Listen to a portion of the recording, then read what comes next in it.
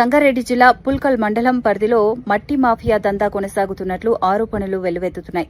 శివంపేట్ నుంచి తర్జాన్పల్లి టోల్గేట్ వరకు చెరువులు, వ్యవసాయ భూముల నుంచి అనుమతులు లేకుండా భారీగా మట్టి తవ్వకాలు జరుగుతున్నాయని స్థానికులు చెబుతున్నారు.